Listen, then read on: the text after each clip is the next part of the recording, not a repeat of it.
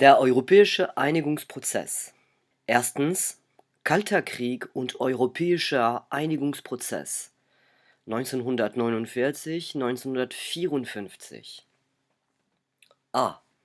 Europa im Brennpunkt des Kalten Krieges. Zwischen 1945 und 1948 wird der Aufbau Westeuropas zu einer Kernfrage des Kalten Krieges.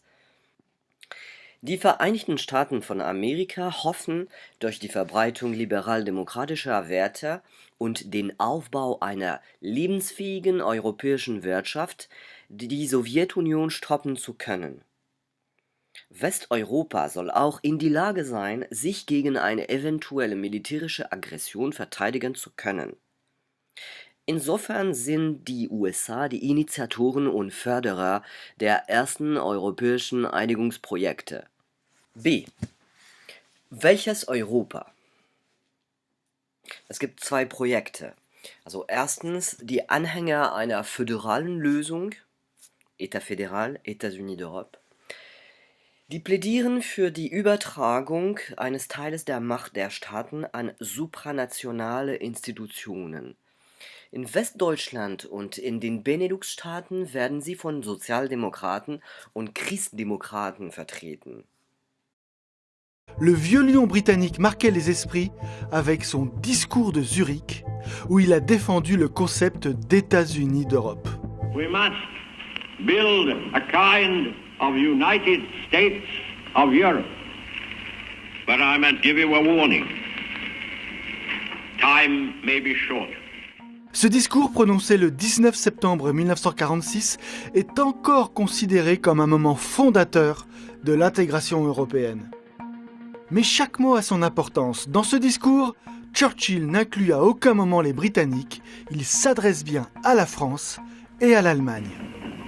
The first step in the recreation of the European family must be a partnership between France and Germany.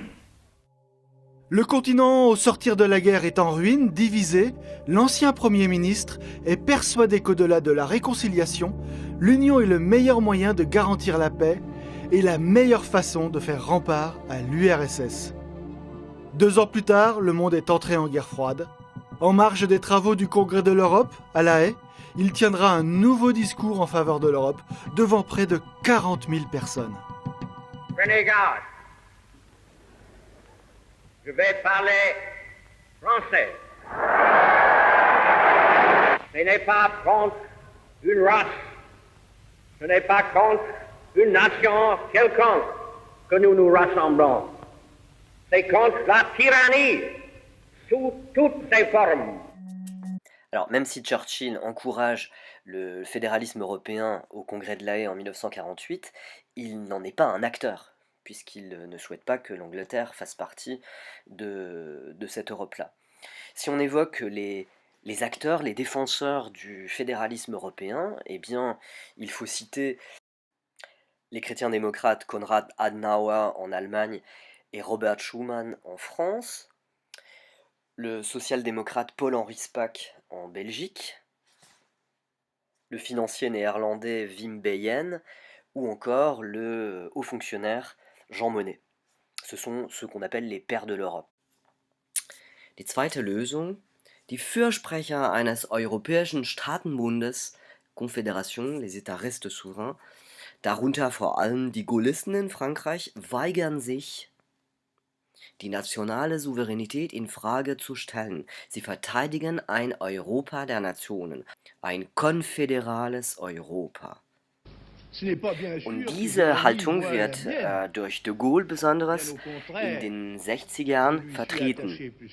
Et d'ailleurs, je ne crois pas que l'Europe puisse avoir aucune réalité vivante si elle ne comporte pas la France avec ses Français, l'Allemagne avec ses Allemands, l'Italie avec ses Italiens, etc. Dante, Goethe, Chateaubriand appartiennent à toute l'Europe dans la mesure même où ils étaient respectivement et éminemment italiens, allemands et français, ils n'auraient pas beaucoup servi l'Europe s'ils avaient été des apatrides et qu'ils avaient pensé et écrit en quelques espéranto ou volapük intégrés. Alors, il est vrai que la patrie est un élément humain sentimental et que c'est sur des éléments d'action, d'autorité, de responsabilité qu'on peut construire l'Europe. Quels éléments? Eh bien, les États, car il n'y a que les États qui, à cet égard, soient valables, soient légitimes et en outre soient capables de réaliser. J'ai déjà dit, je répète qu'à l'heure qu'il est, il ne peut pas y avoir d'autre Europe possible que celle des États, en dehors naturellement des mythes, des fictions, des parades. C. Die ersten europäischen Organisationen. Erstens die OEEC. Organisation für europäische wirtschaftliche Zusammenarbeit. OEEC ist die englische Abkürzung. Organization for European Economic Cooperation. Der Marshallplan, Juni 1947, stellt 13 Milliarden den westeuropäischen Ländern bereit. Mit der OEEC müssen sich die Westeuropäer dieses Geld aufteilen.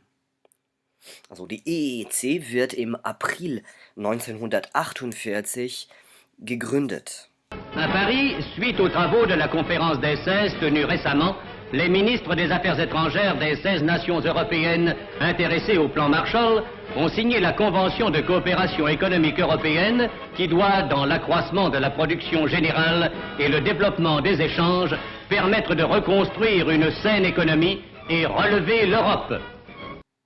Donc il s'agit pour les Américains, dans le contexte de la guerre froide, de renforcer l'Europe de l'Ouest grâce à l'argent du plan Marshall, à ces 13 milliards qui vont financer la reconstruction des pays d'Europe de l'Ouest, mais en même temps d'exiger de ces mêmes pays qu'ils surmontent leurs anciennes oppositions, notamment la France et l'Allemagne, et qu'ils se structurent de manière à affronter le danger soviétique ou communiste de manière plus cohérente.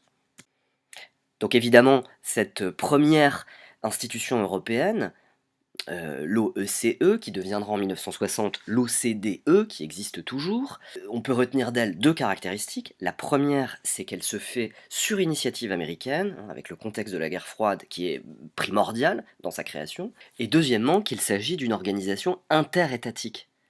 Il ne s'agit pas d'une organisation supranationale. Zweitens die EGKS, Europäische Gemeinschaft für Kohle und Stahl, 1951. Am 9. Mai 1950 schlägt der französische Außenminister Robert Schuman eine Zusammenarbeit in der Montanindustrie, Kohle und Stahl, für 6 Länder, Frankreich, die BRD, Italien und die 3 Benelux-Staaten vor. Er plädiert für eine Solidarität der Tatsache und den Wiederaufbau eines strategisch wichtigen Sektors.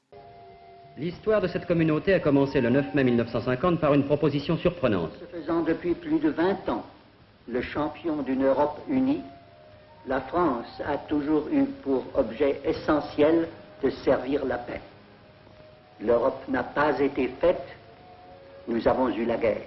L'Europe ne se fera pas d'un coup, ni dans une construction d'ensemble. Elle se fera par des réalisations concrètes, créant d'abord une Solidarité de fait. Diese Rede wird von Jean Monnet, Anhänger eines vereinten Europas, inspiriert. Die EGKS entsteht 1951 und beschleunigt die Rückkehr Deutschlands auf die internationale Bühne und beseitigt die Einwände Frankreichs. Die EGKS ersetzt die Kontrolle der Alliierten auf die Ruhr, die eine Wiederaufrüstung Deutschlands verhindern wollten. Depuis ce matin, 1er mai, Jean Monnet, 1er mai 1951. nous tous, Allemands, Belges, Français, Hollandais, Italiens et Luxembourgeois devenons européens. Il n'y aura plus de charbon allemand ni d'acier français, mais du charbon et de l'acier européen circulant entre nos pays librement, comme dans un même pays de 155 millions de consommateurs, aussi nombreux qu'aux États-Unis et en Union soviétique. Alors, la création de la CECA permet de répondre à 3 motivations. La première, c'est de reconstruire l'Europe après la Seconde Guerre mondiale, après les dégâts du deuxième conflit mondial, et de reconstruire ensemble. Le deuxième objectif, c'est d'éviter justement une 3e guerre mondiale. Les 2 premières guerres mondiales ont commencé par un affrontement entre les puissances européennes, et en particulier entre la France et l'Allemagne. Il s'agit de réconcilier définitivement la France et l'Allemagne et de rendre impossible une nouvelle guerre entre des États européens. En effet, pour la première fois dans l'histoire de l'Europe, plusieurs peuples autrefois divisés acceptaient de se soumettre à des règles communes. La mise en commun des productions de charbon et d'acier assurera immédiatement l'établissement de bases communes de développement économique, première étape de la fédération européenne. Toute guerre entre la France et l'Allemagne deviendra non seulement impensable, mais matériellement impossible. Et puis le 3e objectif concerne alors vraiment la construction européenne. Il s'agit de poser les bases d'une fédération européenne, de ce qui deviendra plus tard, ou devrait devenir plus tard, les États-Unis d'Europe. Et alors, il faut souligner que dans les institutions de la CECA, il y a une haute autorité qui est indépendante des États et dont les décisions vont s'imposer aux 6 États membres de la CECA. Donc c'est une institution supranationale. Son objectif est donc de poser les bases d'un système fédéral qui se substituera à l'avenir aux États-nations. À de larges majorités, les parlements des 6 pays signataires ratifient le traité. Ils décident, au nom des peuples, de confier à une autorité indépendante des États certains pouvoirs dont ils avaient jusqu'alors l'exercice. La première institution européenne était née. La communauté européenne du charbon et de l'acier est la première réalisation concrète dans cette marche vers les États-Unis d'Europe. Das Projekt der Europäischen Verteidigungsgemeinschaft und sein Scheitern 1951-1954. Jean Monnet und René Pleven, französischer Ministerpräsident, bilden 1951 das Projekt einer Europäischen Verteidigungsgemeinschaft EVG zwischen den 6 Staaten der EGKS, aber es scheitert 1954. Kommunistische und gaullistische Abgeordnete der französischen Nationalversammlung lehnen diese Initiative ab, weil sie eine Wiederaufrüstung Deutschlands und den Verlust der eigenen nationalen Souveränität nicht wollen. Europa stützt sich auf die NATO, in der die USA eine maßgebliche Rolle spielen. 1955 wird die BRD als gleichberechtigtes Mitglied in die NATO integriert.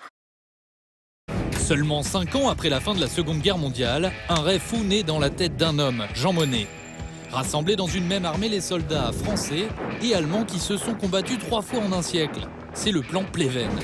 Les peuples libres doivent, dans les délais les plus brefs, constituer ensemble une force de couverture. La communauté européenne de défense, la CED, serait placée sous la supervision de l'OTAN, c'est-à-dire sous le parapluie américain. La République fédérale d'Allemagne, la Belgique, le Luxembourg et les Pays-Bas ratifient le traité. La France, elle, se déchire. Pour la CED, les centristes très pro-européens. Contre, les communistes profondément anti-américains et les gaullistes campés sur l'indépendance française. Un sursaut élémentaire nous a fait refuser le complet abandon qu'eût été la communauté européenne de défense. En 1954, Pierre Mendès France ouvre sans conviction le débat sur la ratification. Par les premiers jours ensoleillés d'un été tardif, s'ouvrait devant l'Assemblée le débat de la CED, le plus important sans doute qui soit venu à la Chambre depuis 1945. Le projet est rejeté. Depuis cet échec, l'idée d'une défense européenne est devenue taboue.